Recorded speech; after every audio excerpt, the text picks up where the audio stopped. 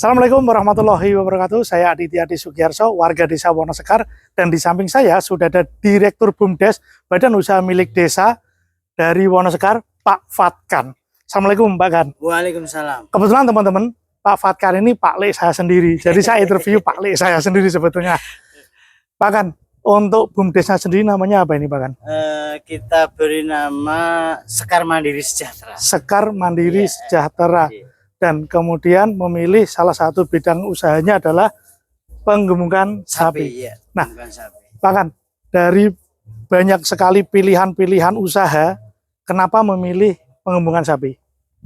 Kebetulan gini Mas Yudi, karena di Wonosekar sendiri kan saya lihat untuk kambing misalnya Ya. Sudah banyak kambing, dan komoditi sapi ini pasarnya itu kelihatannya lebih prospeknya lebih tinggi. Lebih tinggi ya prospeknya. Kebutuhan daging, ketahanan pangannya memang sekarang yang digencar-gencarkan untuk ketahanan pangan daging khusus.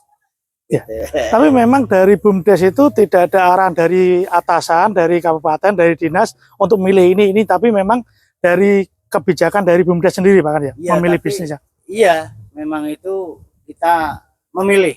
Dan tidak hanya memilih, kita punya inovatif sendiri kaitan ketahanan pangan. Ketahanan pangan ya. Ketahanan pangan khususnya. Jadi untuk mau ada yang lele, ada yang kambing juga, ada yang desa sebelah itu juga sapi juga, pengembangan sapi juga. Sapi juga. Memang kemarin serentak kita di tahun 2025 ini untuk ketahanan pangan memang harus digenjot. Gitu. Nah, kemudian sapi-sapi ini sapi lokal atau sapi gimana Pak? Ya sebenarnya tetap sapi lokal. Sapi lokal. Ini ada namanya tersendiri, ada yang namanya poco-poco. Poco-poco ya. Apa itu? Saya sendiri memang ya. Kan ada yang namanya sapi Brahma atau sapi apa ini? Ini ada kemarin apa itu Pak lihat yang sana. Lupa saya sendiri namanya itu kemarin ya. Macam-macam ini ada 3 macam sapi, nama sapinya. Ada poco-poco, ada jenisnya itulah. Ini sapi masuk ke kandang usia berapa Pak Kan? 7-8 bulan.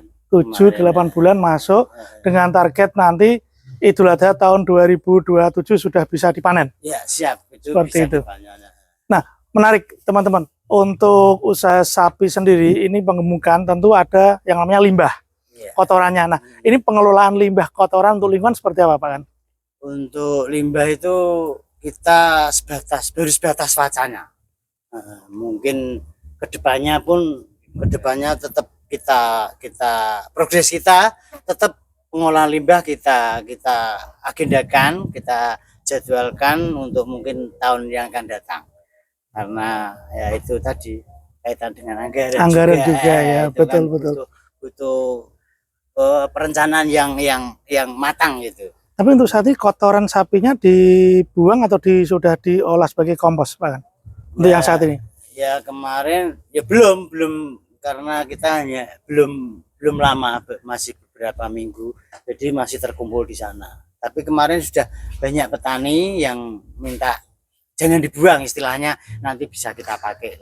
Jadi artinya BUMDes ini nanti akan ada pengolahan limbah khusus untuk kotoran sapi, diolah kemudian juga bisa diberdayakan untuk petani-petani sebagai pupuk kompos. Harapannya kedua seperti itu memang. Nah, ini untuk kemudian kan yang namanya hewan piaraan itu harus ada maintenance atau ada perawatan. Kemudian manajemennya seperti apa? Bahkan untuk pengaturan siapa yang ngasih makan, kemudian siapa yang jaga itu seperti apa kalau manajemennya? Kita BUMDes sendiri punya mitra, Mas.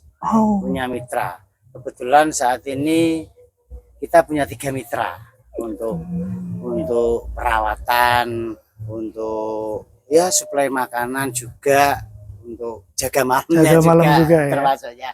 Itu kita punya 3 mitra, ada Pak Junet, ada Pak Kepeng, ada Pak Dario. Nah, itu yang selalu standby di kandang ya, karena kan sebagai direktur Pak Fatkan juga memiliki kegiatan yang lain selain ngurus kandang aja seperti itu ya. Dan itu sudah dilakukan secara manajerial, secara profesional ya berarti ya. Pasti. Untuk pakan, kemudian untuk kesehatan sendiri Pak Fatkan, kan ini usaha baru, bisnis baru pengembangan sapi, kemudian bagaimana dengan yang namanya nutrisi, kesehatan, apakah ada mitra untuk itu juga? Ada, kita memang kita sejauh ini belum ke arah ke dinas, belum. Memang kita masih mandiri. Kelola mandiri. Kelola mandiri karena apa, kita sudah ada tim dokter. Kita kemarin datang dapat 1 hari kita vaksin. Oke. Terus kita kasih vitamin juga, terus kita suntik cacing itu kemarin datang jangka 1 hari kita panggil dokter ke sini. Sejauh ini memang dari dinas kita belum sama sekali belum menghubungi dari Tapi dinas. artinya tetap perawatan sapi ini secara mandiri dan profesional, termasuk vaksin dan obat-obatan sapi seperti itu ya Pak kan ya. Ini sementara masuk berapa sapi ini Pak? Ini 6 sapi kemarin. Dari kalau nanti berjalan berkembang, target berapa sapi yang bisa masuk ke kandang, kapasitasnya? Kapasitas kandang ini kan baru 9 sapi. Jadi memang kita ya ini kan kemarin dari anggaran DD itu Mas. Jadi kita memang menyesuaikan saja. Kita bisanya anggaran hanya 9 sapi ya. Jadi kita buat 9 sapi, tapi memang anggarannya tidak cukup untuk 9, kita 6 dulu ya. 6 dulu ya. Mungkin karena kan kita juga harus memikirkan infrastruktur juga, ya, kandang dan sebagainya, lahan juga ya seperti itu. Nah, kemudian apakah dengan pemilihan lahan di sekitar sini sudah juga berdiskusi dengan lingkungan Pak kan? Ya kemarin sudah ada lingkungan yang kita ajak sosialisasi, ajak ya koordinasi, ya, ada kekurangan sedikit apapun nanti kita bisa koordinasi. Kita awal-awal mau buat kandang ini sudah saya berkoordinasi dengan lingkungan sekitar ya. Ya ada perwakilan beberapa teman di lingkungan sini yang hadir di sini. Memang tuntutannya yang penting itu tidak istilahnya bau, khususnya ya, bau ya, limbah bau berisik itu. Jelas tidak berisik, hanya baunya kemarin sempat ya, nanti kita atasi untuk bau,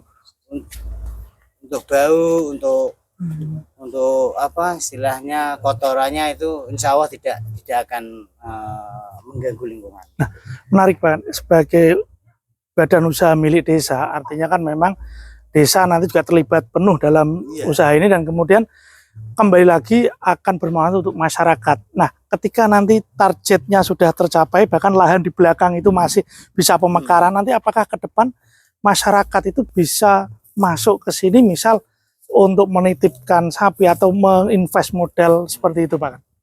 Ya, masyarakat secara umum di Wonosekar tentunya. Sejauh ini masih dalam pemikiran. Masih pemikiran. Ya. Maksudnya kalau ada masyarakat yang mau masuk sini tuh kita yang manajerialnya ya. Gitu. Karena keterbatasan sumber daya. Iya. Seperti apa itu yang masih kita godok. Jadi kalaupun nanti bisa berjalan dengan baik, SDM-nya juga ada, cara profesional manajer bagus, lahan mencukupi, kalau memang saling menguntungkan kenapa tidak? Seperti itu ya Pak. Iya, makanya gitu. Jadi kita masyarakat khususnya tidak hanya monoton ke pertanian. Bagus di pertanian juga, memang prospeknya di Wonosekar ini lumayan bagus. Nah, apa tidak untuk inovatif yang lain gitu. Betul. Mungkin dari sampah ladangnya, dan kita berlimpah untuk pakan rumput khususnya.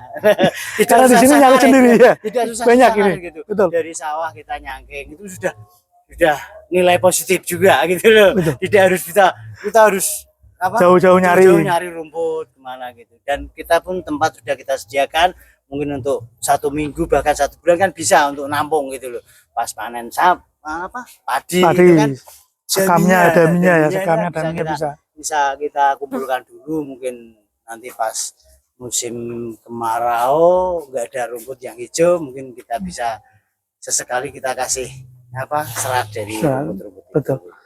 Baik, itulah teman-teman salah satu profil BUMDes di Desa Wonosekar, desa saya sendiri, bersama direktur dari BUMDes, Pak Lek saya, Pak Fatkan.